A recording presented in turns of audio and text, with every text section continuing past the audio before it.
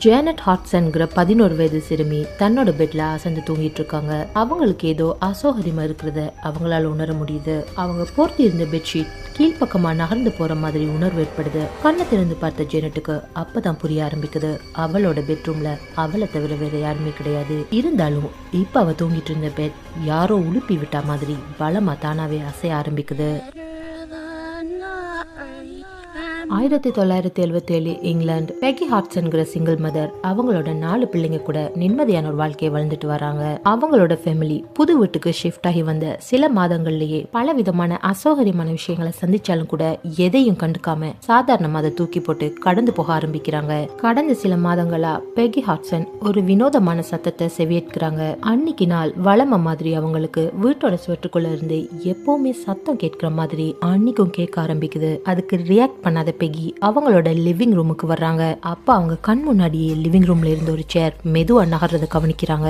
அதை கவனிச்ச பெகி கொஞ்சம் ஷாக் ஆகி போறாங்க. ரொம்பவே பயந்து போய் கட்டில் மேல உட்கார்ந்துட்டு இருந்த ஜேனட் கிட்ட அதுக்கான காரணத்தை கேட்டப்போ ஜேனட் தூங்கிட்டு இருந்த அவளோட கட்டில்ல யாரோ பலமா ஆட்டுனதாவும் அந்த சமயம் பக்கத்துல யாருமே இல்லைன்னு சொல்லி பயத்துல அழ ஆரம்பிக்கிறா. இப்போ என்ன செய்யறதுன்னு தெரியாத பெகி இப்போ உடனே போலீஸுக்கு கால் பண்ணி உதவி கேட்கிறாங்க. கடந்த சில மாதங்களா கேட்கிற வினோதமான சத்தத்தையும் அவளோட 2வது மகளுக்கு ஏற்பட்ட அனுபவத்தையும் அதிர நகர்த்தத நேரில் கண்டதையும் சொல்ல ஆரம்பிக்கிறாங்க. அந்த சமயத்துல எதிர்பாராத இன்னொரு விஷயம் நடக்க ஆரம்பிக்குது. பெகி போலீஸ் கூட பேசிட்டு இருந்த அந்த சமயத்துல கதிர திடீர்னு மறுபடியும் நகர ஆரம்பிக்குது. அந்த சமயத்துல அந்த கதிர நகர்ந்ததை நேர்ல கவனிச்ச போலீஸ் அதோட ஆதாரமா நோட் பண்றாரு. அதுக்கப்புறமா கொஞ்ச நாள் கழிச்சு பெகியோட வீட்டுல ஒரு பேயொற்று சடங்கு ஏற்பாடு பண்ணப்பட்டுச்சு. அந்த நாளிரவு பெகியோட 11 வயது மகள் ஜேனட் படுத்து தூங்கிட்டு இருந்தவ அடுக்கையில இருந்து தூக்கி எறியப்படுறாங்க.